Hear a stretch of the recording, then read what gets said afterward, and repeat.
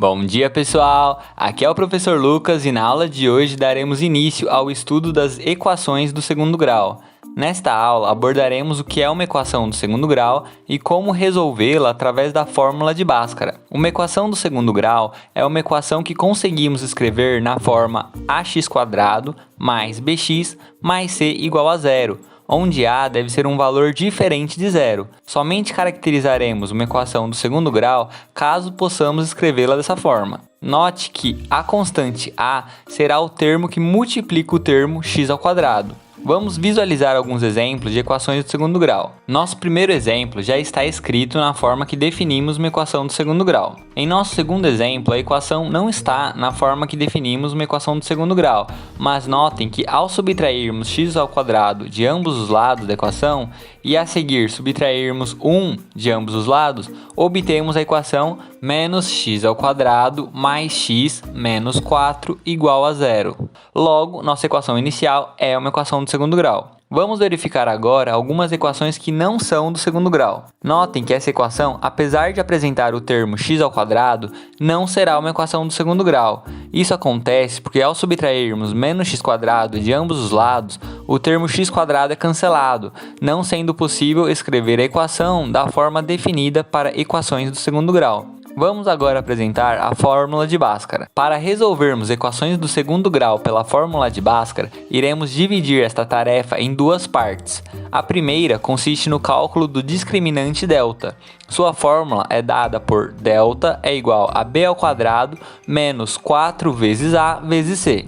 Este cálculo irá nos dar algumas informações importantes a respeito da equação sendo estudada. Caso delta seja maior que zero, nossa solução terá duas soluções distintas. Caso delta seja igual a zero, as duas soluções serão iguais. E por fim, temos que caso delta seja negativo, não teremos solução real para este problema. A segunda parte consiste em determinar os valores de x que serão solução da nossa equação. Sua fórmula é dada por x igual menos b mais ou menos a raiz quadrada de delta e tudo isso dividido por 2 vezes a. Este símbolo de mais ou menos representa duas contas. Teremos que resolver uma vez este problema com o negativo e a resposta chamaremos de x1 e a outra vez só que com o símbolo de positivo, chamando essa outra resposta de x2.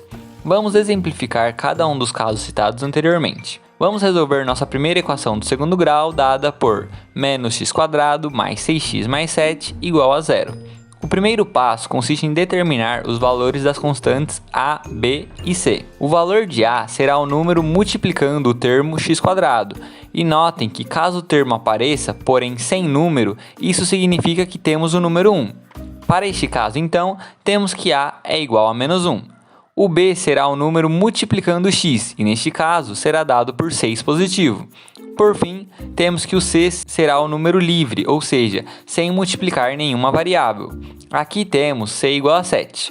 Notem que essa definição somente poderá ser utilizada após a equação do segundo grau estar escrita na forma que definimos no início desta aula, ou seja, na forma ax² mais b vezes x mais c igual a zero. Vamos então aplicar a fórmula do delta.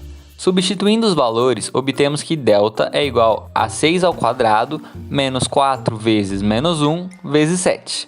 Realizando primeiramente a potência e seguindo com as duas multiplicações, finalizamos obtendo, para este caso, delta igual a 64. Vamos para o segundo passo em que determinamos o valor de x. Substituindo os valores e simplificando a equação, chegamos que x será igual a menos 6 mais ou menos 8 sobre menos 2.